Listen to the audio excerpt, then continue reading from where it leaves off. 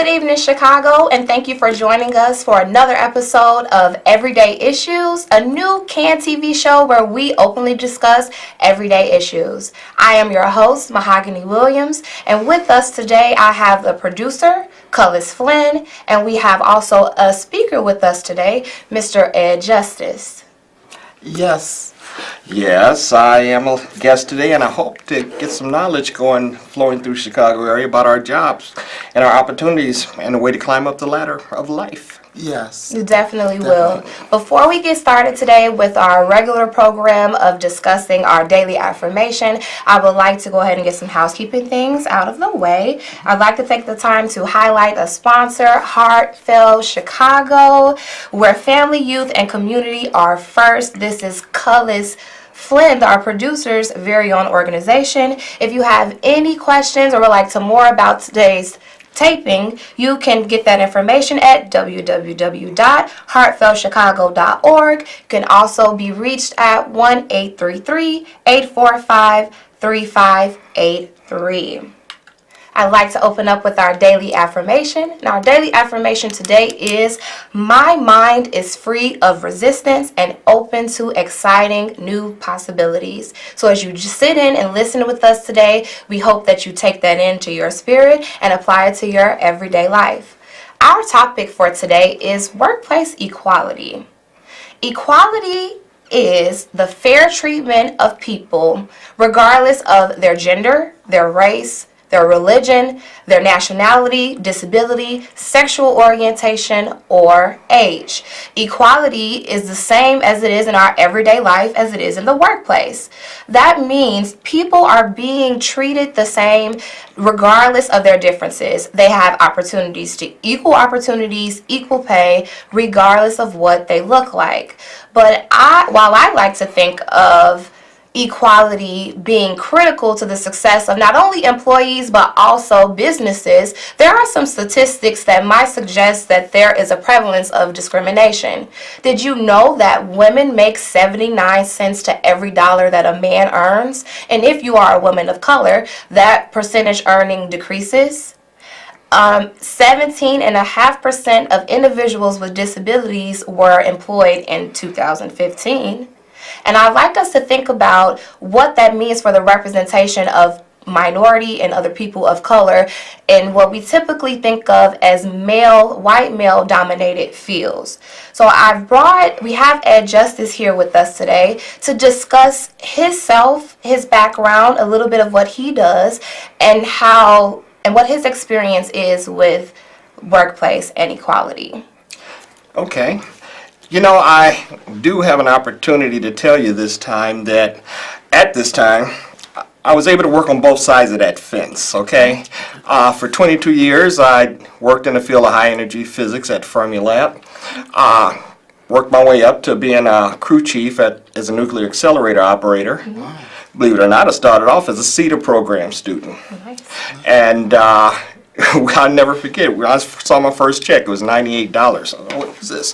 But through perseverance and the opportunities that were open to me, I took advantage of them and worked my way up to be an electronic technician, a senior tech mechanical, a senior tech vacuum, and it was a learning experience. In any job, you make it whatever you want by how much you want to put forth in learning. Here's a quandrum. Fermilab was a government job, non-union, and therefore a lot of times your raises will be based on how much the boss liked you.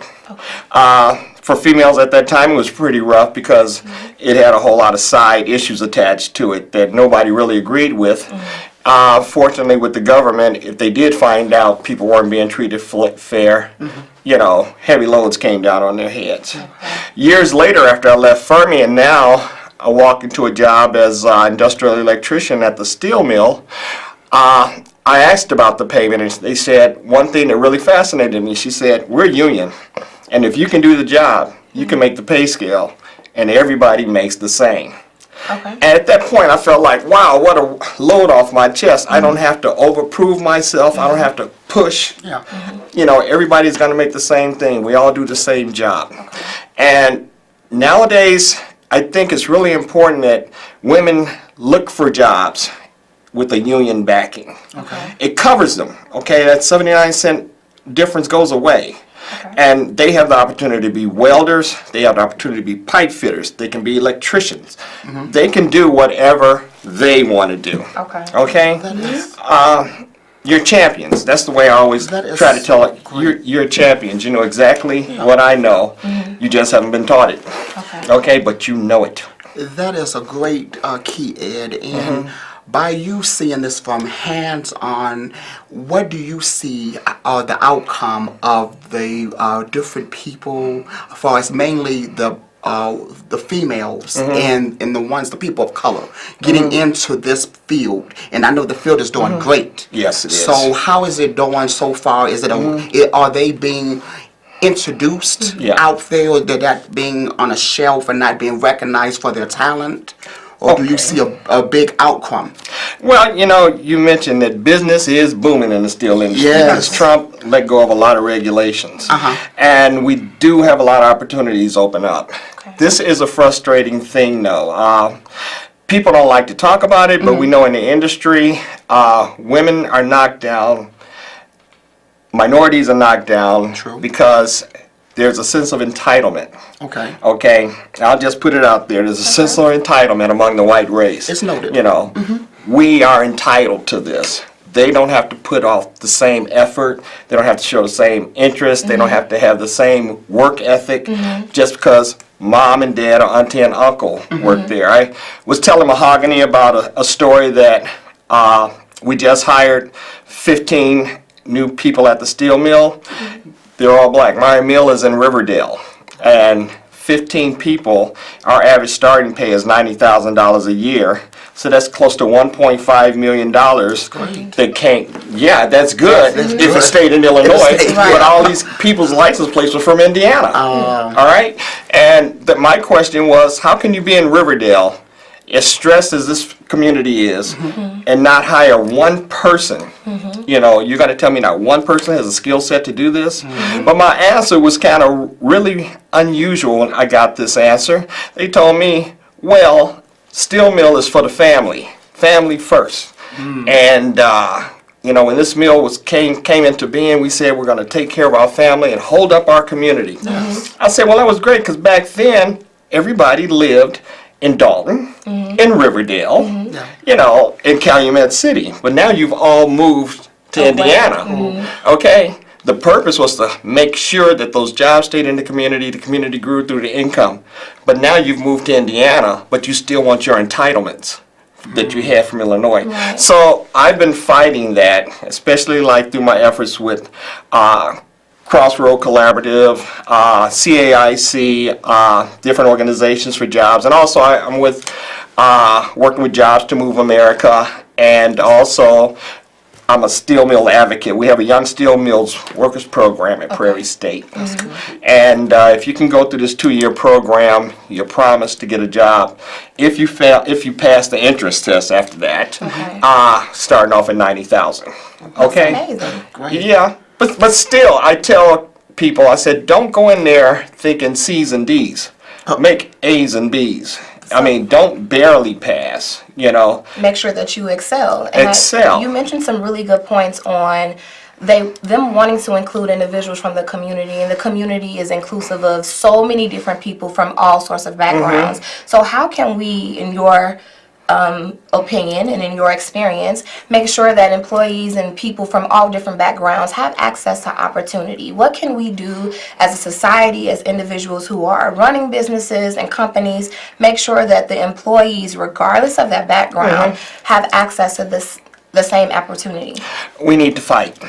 We need to fight through our community organizations, our religious organizations, our private organizations. We need to fight. You know, I've called up Congressman Rita's office. I've been talking to all kind of politicians. Okay? And what I get is, well, that's a private business. We can't affect that. I don't believe that's a private business. Okay, I believe that's a business that's making a whole lot of money right now. You got a lot of mills in Indiana. Use your mills in Chicago at least to bring up some kids that can have hope. They can really make an income.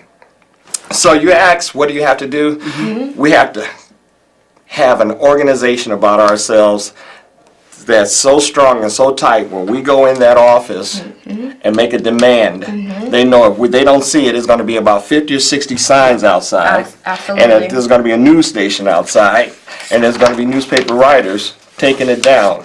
Because when you're right, you're right. My last name is Justice. Hey, It speaks for itself. for itself. Yes, it And does. I'm so happy that you came on today to speak to people about this most topic that's going on for people that needs the jobs. Right. And you want to educate people, and you're trying to get them out there. Well, this is what you have to do to get to point A to point B. Exactly. Just don't stay at a standstill. And for you to come out to explain things of what you have did, and to me, you have an excellent background of Thank this, you. and you can really educate so many people, and you are spreading your wings and your talent to everyone out there that needs that. And I have to thank you for that. And Heartfield Chicago is happy to have you to come here and to speak, as we deal with youth, we Anytime. deal with senior citizens, and this is just for you. It's just you just know it, and then you have worked hard you worked your way from the bottom up to the top, and look at you now.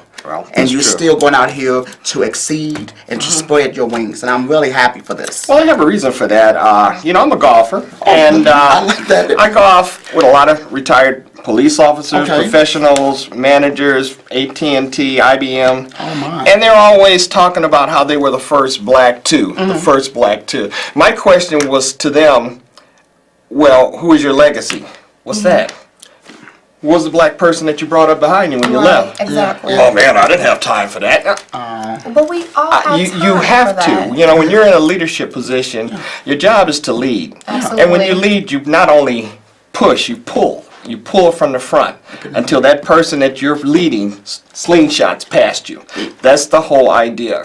And that's why, I said I wasn't going to retire from that mill till I get 10 black men from Riverdale or the south side of Chicago, because that's $1 million worth of income coming into Chicago. I don't see Absolutely. any reason.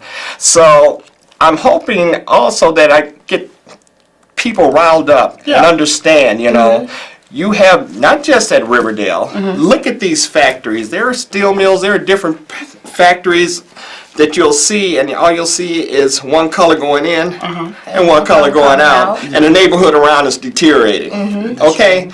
We have to get our organizations together, pinpoint where these locations are, and demand 5 or 6 kids got to go here. Okay. Got to have a job. I really like what you said. You mentioned something earlier about your connection with collaborative crosswords and working with the youth. So my question was, how can we encourage a positive change in the low representation of people or individuals from minority groups? And I'd like you to speak a little bit more about the program that you have for the black youth that gives them the opportunity to have access to a field that they might not have otherwise, and also access to capital that they might not have otherwise. So could you elaborate a little bit more about that? Well, 2 things. My quick answer is CAIC, Calumet Area Industrial Commission. Okay. Working out of the Pullman Bank off of 94. They have a program that is associated with a lot of corporations that are looking to hire. People have to understand these may not be $20 and $30 hour jobs. Depending if you got a felony, it doesn't matter. All they want to know is, do you want a job? Okay. Can you work? And can you work? Can you get there on time? And I tell kids, once you get in there, it's You're up to in. you. You're Yes. in. Now, Yes. if you see an electrician walking by, you can say, "Hey, how do you do that?" And you make yourself evolve. You have to make yourself evolve. Nobody else is going to do it for you. And so many times, people are waiting and waiting and waiting. Yeah. Time is passing. That's the easy one.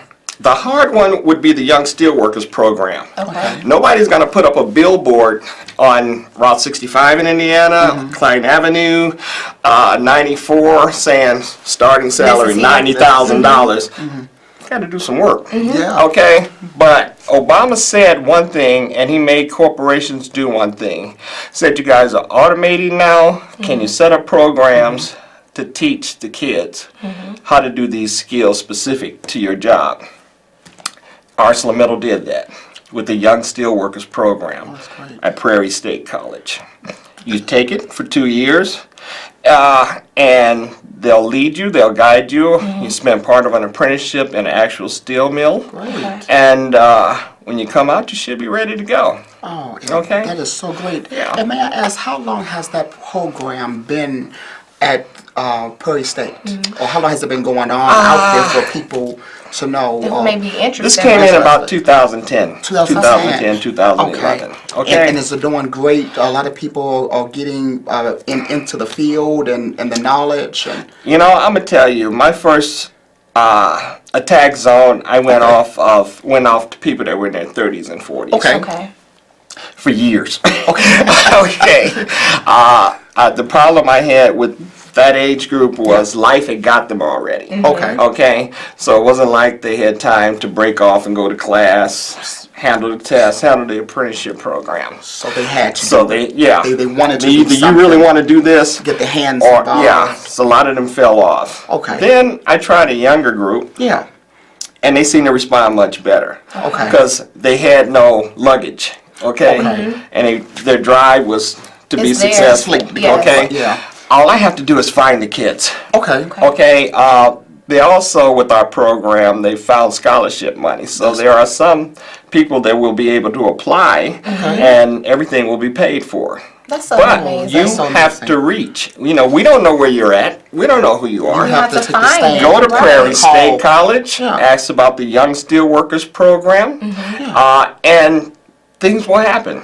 You know, that is great said, Ed, and all the information you have shared with us and our viewers out here. We're going to put all the information on our website Great. at www.heartfieldchicago.org, and I would like you to come back on this show, and when we have some events and some community projects, I would like you to come out, and if we can gather up these young guys and these young females to go out here and to want to get involved in this, I would Right. love you to come out as a team to work along with us to spread the word, because you have did a great job to, go out to advocate. Thank you. And I love that, because you know how they say proof is in the pudding. People definitely have to want to is. make a stand, Yeah. because like they say, a closed mouth don't get fed. That's very So if true. you don't take the stand to want to do something with yourself, you Right. can't blame no one. And take the Exactly. initiative. Yeah, you have to. Exactly. I used to do motivational speaking, and I would ask kids, where do you think I grew up at? And I'd hear Naperville or South Holland. Yeah. I grew up at 4747 South State. You know, they tore down my house on Dearborn to build the projects.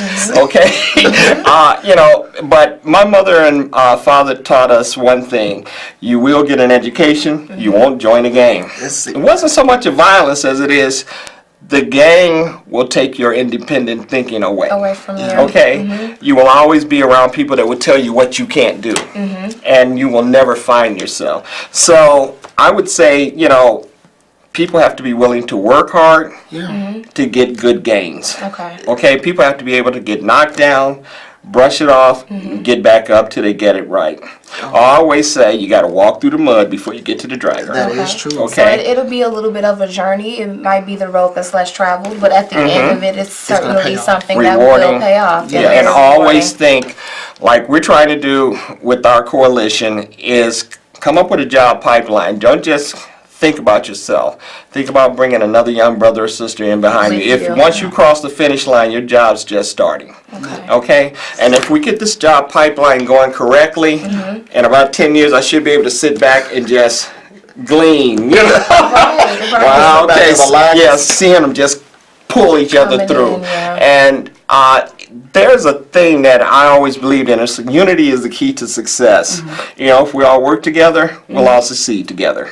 I you. agree with that. Just like the old saying goes, it takes the whole village. There you go. You have to get involved, because it's not one person, everyone, especially if Right. you could change someone's life and do something to make them want to do better for themselves, that Right. makes you happy. It Like, it definitely makes me does. happy to know when we have clients for Heartfield Chicago that needs help. And if we can do something to help them, that makes me know that I'm doing my job, as that's why I'm here. Yes. Is a reason and a purpose why I'm here. And when we have people that's on the same team and have the same way of life and the method that they want to do. Right. I want to be known for what I do. Very true. Like Yes. they say, the proof is in the pudding. This is the pudding. I want to show what I can do. Yeah. And you have to. And we can do this. Yes, we definitely can. We can Yeah. do this.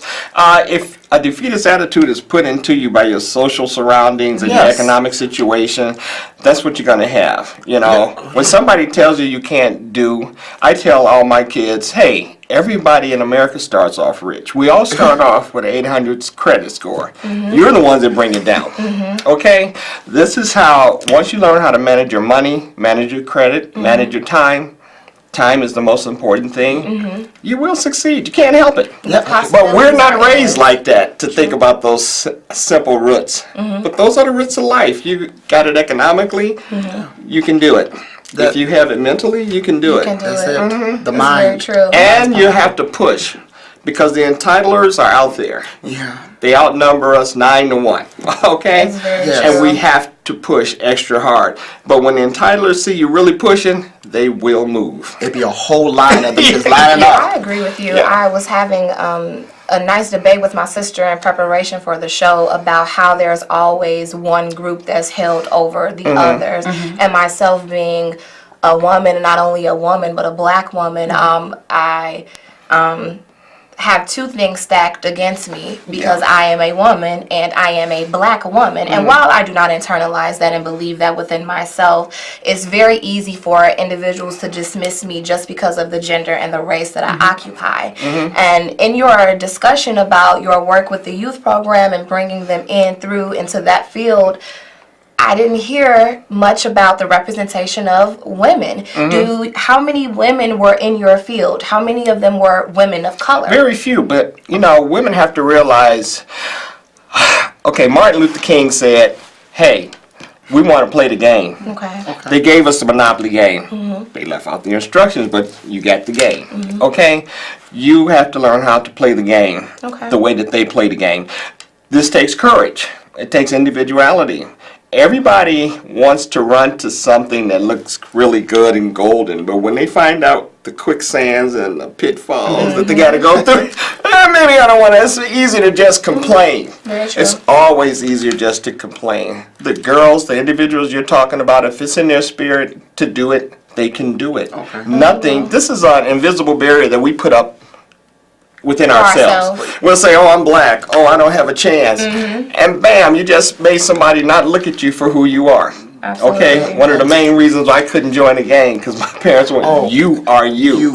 And I would have to get in the mirror and say it. Okay, have Dad, ain't to. nobody better than me but me. Absolutely. Say it and mean it. You know, You're so right about that, Ed, because especially when you come up old school, the old way, the old way is the best medicine. See, though our families was not going to accept that. You was going to school. You was not going to be Right. on the corner. Them pants were Right. going to be up. The ladies was going to dress like ladies. And now sometimes it's harder when you see it like this is the new generation. New way.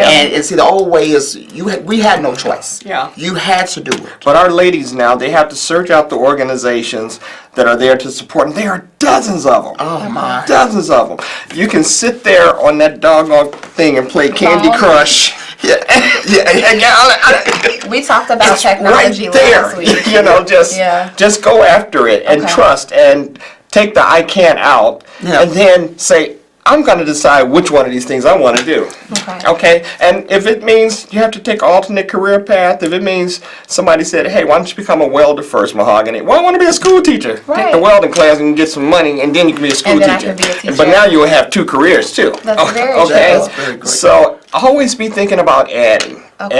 Adding. Positive up. approach. And I that's really great. like how you said, had I ventured out into a field that I might not have ventured or thought would be for me originally, I could have two careers. That also means two incomes. But Yes. remember, I would only make 79 cents to the dollar that you would earn doing that work. So But I have a remember, I question. said union shop.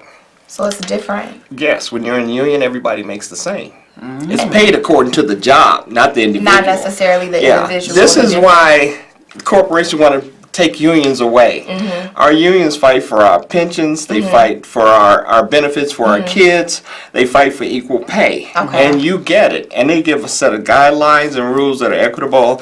to the workers, and to management. And the bottom line is, happy workers, happy money being made. I really Okay? like that, and I want like to. that. Yes, I want us to end on that point and understanding that we have to do the work if we Right. want to completely free ourselves of any resistance and make sure that we're tapping into those possibilities for ourselves. I would really like to thank Ed Justice for being with us this evening. Thank you. Thank you so much Thank for you being so with us. much. Thank you, Cullis, for Thank joining you, us. Mahogany, And thank thank you, you, Ed. Chicago, for being with us this evening. We hope that you tune in with us next week and enjoy the rest of your evening. Bye, Chicago. Bye-bye. Take care. Till next week. Next week.